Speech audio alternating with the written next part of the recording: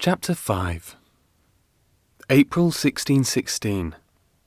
I am 6.5 years old. I've been wishing for good things, and some of them have appeared. Rebecca and John Rolfe have a baby boy. They have named him Thomas, and we hear that he's walking already. I wished for happiness for Matoaka, and I know that this child must be bringing her joy. I have a new baby sister, Alice. Maybe I should have been more specific and told God to send me a brother to please my father even more, but my wishes were for my mother to be healed and joyful again, and for a healthy baby. Alice is still very small. She grasps my finger tightly and kicks her legs. She'll have to be strong to survive. The gentleman who blamed my mother for his wife's death has since died as well, and so he has been no more trouble to us. But his son, whose name is Charles, still lives in Jamestown, boarding with another gentleman's family. Charles despises me, though about the worst he has done is throw rocks at me, and I am a fast runner, so I can generally avoid being hit. I've been wishing for a sweetheart for Samuel, as he is now 20 years old and says he's ready to marry. It seems to me every young girl in the colony flirts with him, tall and handsome as he is, but he's interested in none of them. He keeps saying he'll see what the next ship brings in, and the next, and the next. I suppose some wishes take longer than others to come true. The biggest and best wish of all to come true, a ship arrives. It is the Treasurer, captained by Samuel Argall. After many letters of complaint against Governor Dale sent to London, and his time of service to the colony being over, the company is replacing him with a new governor, Sir George Yardley. When the Treasurer sets sail back to England, Governor Dale will be on it, and I will imagine a long, pointy tail tucked between his legs as he boards the ship to leave us forever. The Treasurer bobs in the water at the docks on a sunny spring day. The new settlers are allowed off first, gentlemen, servants, wives, and children. They walk down the gangplank looking dazed and curious. Did they expect stone buildings, or horses and carriages like I've heard they have in England? Are they shocked by the natives who live and work among us, with their dark skin, leather clothing, feathers and beads? When I see new settlers staring wide-eyed at our settlement, I think about England and how different it must be. And on this bright, warm day, I wonder if these people are ready for what is in their future.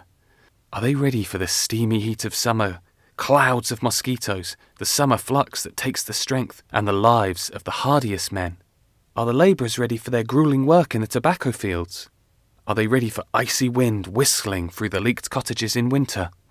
Are they ready for the hungry months of March and April, when our stores run dangerously low, our stomachs growl day and night, and we watch the horizon for a ship to come with new stores?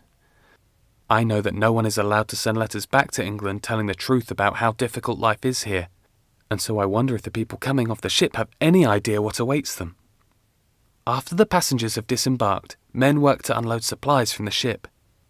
Barrels of barley and peas and salt pork, crates of squawking chickens, hogs that snort as they are led down the gangplanks to land. As soon as the ship is unloaded, barrels and crates of things we have been producing are loaded into the hold. Pitch, tar, sassafras, clapboard, sturgeon and tobacco. Lots and lots of tobacco. John Rolfe was the first to come up with the idea of growing tobacco here to sell in England. The Virginia Company of London is all for it because they're finally making a profit from Jamestown.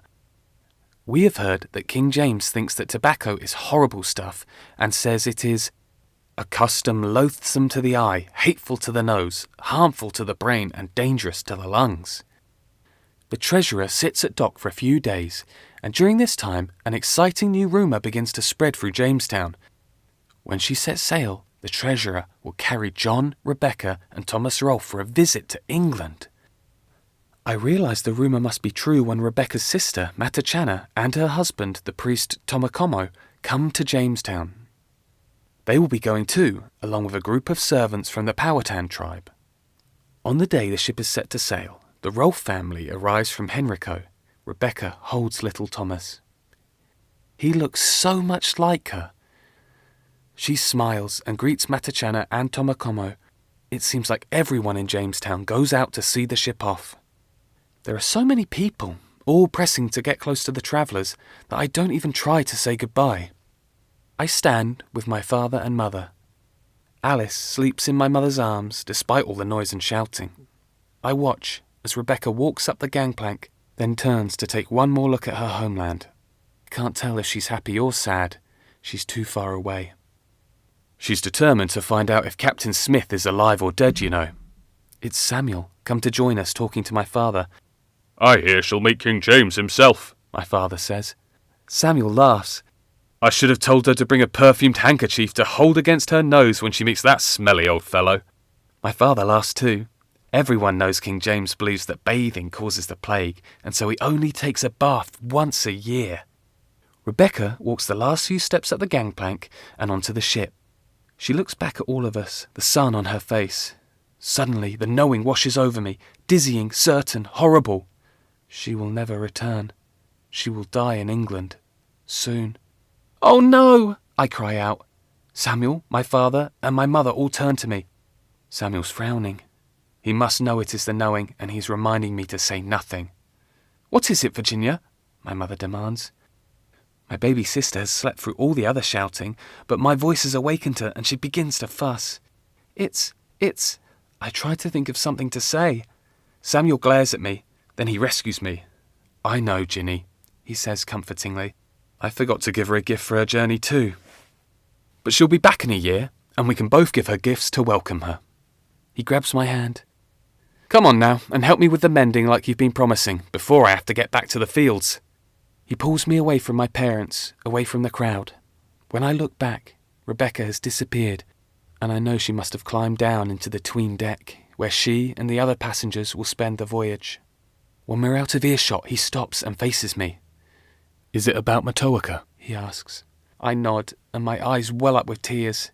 She's never coming back, I whisper. She will die before a year is over. Samuel clenches his jaw.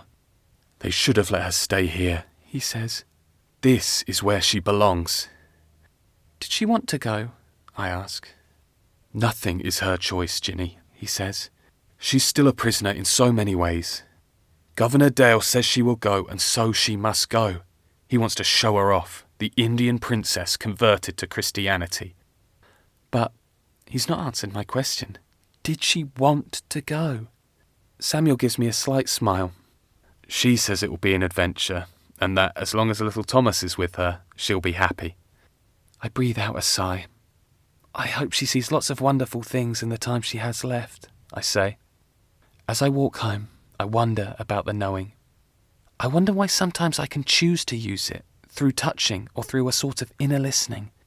I wonder why, at other times, it comes like a bird swooping down from the sky, unexpected. And I wonder why Samuel is so adamant that I never tell another living soul about it.